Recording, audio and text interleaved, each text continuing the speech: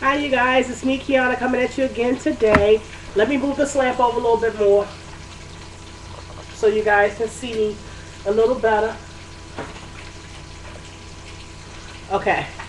Um, Sorry about the darkness. I explained it to you what's going on. Daddy just left out and the light above me went out.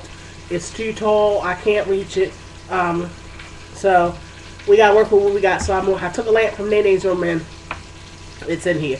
I am making, as the title says, smothered country style braised pork chops and some rice, and we're making a strawberry cheesecake with vanilla ice cream, all for $10. All of my meals are geared towards budget friendly. You all know, even if I don't mention it, trust me, my meal was $10 or under. Okay, and you can feed anywhere from 4 to 6 people, depending on your portion size, but it definitely can feed up to at least 4 people. I showed you guys in the previous video, if you haven't seen the beginning, of how I seasoned and braised these boneless pork ribs. Look at the video before this, that way you'll be caught up totally. But what we did was we braised it before we put it in the oven and smothered it with gravy. The reason for that is because it seals in all of the seasoning, and it also gives it a much better flavor, more intense flavor, and also creates somewhat of a crust. And it works good with the gravy because it has a little bit of flour. I showed you the flouring process because you don't want to drench, you want to drizzle. Then put it in the extra virgin olive oil, braise it or semi-fry it on both sides, but not fry it to the point it's done. I wanted to show you the result before we put the gravy on. I have some more frying, and I'm going to just show you what it should look like. This is what you want to create. This is definitely not done, but what you've done is what they call in the cooking industry is seared it. You seared it on both sides, okay? You seared the meat on both sides, and that helps with the process of the smothered, and it just makes it a much tender and more flavorful meat. Anyway, with that being said, let me check on these that's frying, and also we're going to go ahead and start making our cheesecake. Actually, let's start making the cheesecake now. First of all, I buy a lot of things in bulk, you guys. You all know that. That's how I'm able to keep my prices so low. So rice, pasta, things like that, I always buy a big case and then just buy freezer bags and put them in the zip-lock freezer bag. So if you see over there the freezer bag, that's actually rice. I like to buy the minute rice that way because it's much more fluffy. It's a different texture than regular rice. Now I can fix both, of course, because it's just boiling and add a little bit of salt, but it just gives it a different texture. Also, I get a lot of things from the dollar store. These little ice creams, you get 4 vanilla cups of ice cream. It's perfect portion sizes. Also, for you ladies out there that's worried about counting calories, it's only 1 gram of fat, and it's 60 calories per cup. So if you try to keep your snacks to 100 calorie minimum, you can have 2 cups of these and be 120 calories, which is not bad. Okay, so these are actually $1. So, and they're the perfect portion size if you want to add like on the side of your cake or whatever like that. So I bought these to go with the strawberry cheesecake.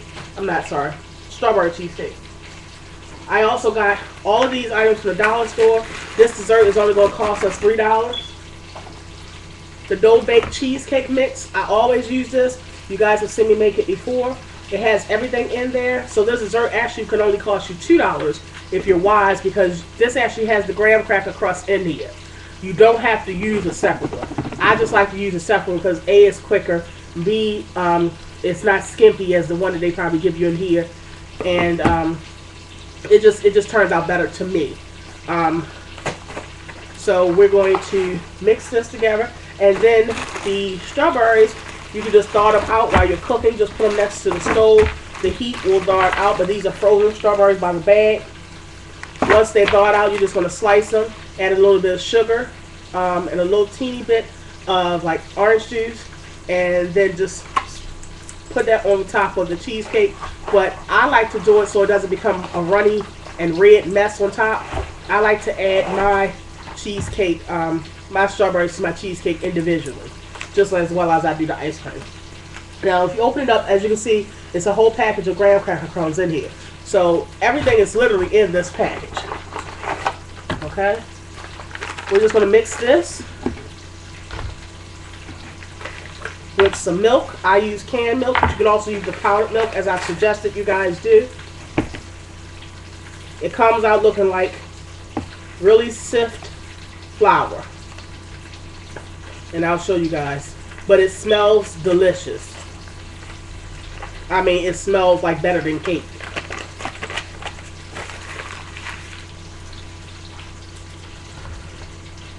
I need a can opener, and I also need to turn this meat over. So please bear with me, you guys. What you're going to need is you're going to need the, excuse me, you guys. 1 second.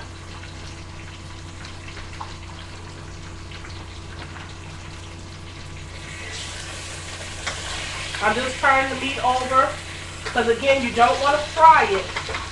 You just braise it. And when you're braising, you don't want to cook on real low heat because you're trying to seal in the flavor.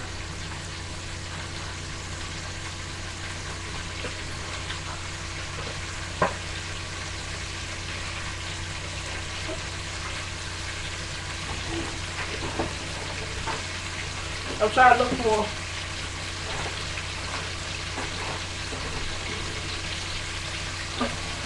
I'm sorry, you guys. I'm trying to look for the daggone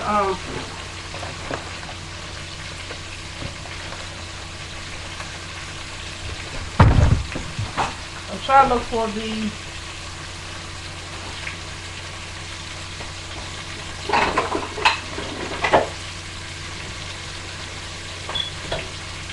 I hope y'all ain't looking at my big old country butt.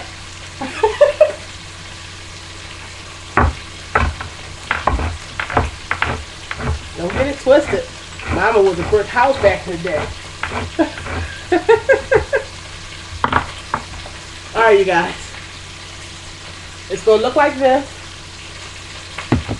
A really fine powder. Let me tilt this. It's going to look like a really fine powder. You're simply just going to add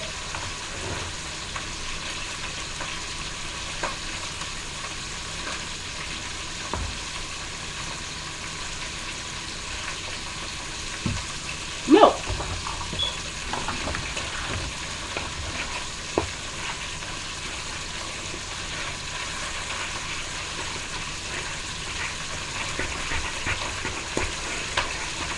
And literally, you guys, you're going to whip it. If you have a beater, use that. But it literally, you're going to mix this just like you do vanilla pudding.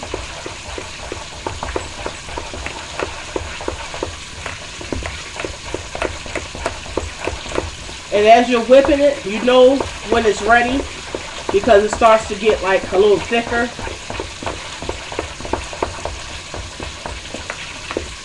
And it creates this creamy looking like cake batter. Okay?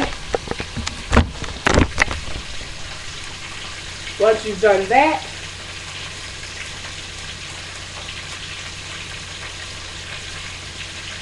take the package of your graham cracker crust. And you want to do this while your rest of your food is cooking. That way this will get done by the time that's done, the rest of the food. Because this actually, the process of cooking is actually letting it sit in the refrigerator. And what it does is that actually firms up the dish. Okay? Just going to pour it into this pie crust. Now, we don't have to tell nobody that this was this easy. When Daddy eats it, he don't even really know. And he the one that takes me to the market. Because he doesn't go inside with me. So he don't know. We got a shortcut when we can, y'all. And then you just add little stuff to it. Now I can add those little packets of caramel I had the other day. Or I can add the chocolate. Drizzle that on top. But today, Daddy's favorite is strawberry cheesecake, so I'll fix that for him. Now, this is it. Now, it's okay that it's not all the way full because that's going to leave us room to put plenty of strawberries on top. And that is it, ladies. This is the result. Let it firm up in the refrigerator. Put one of these vanilla ice creams on the side. Put some of the strawberries on top with the little bit of sugar, a little bit of orange juice, just a little teeny bit. Voila, that's it. So we're going to get started on our braising.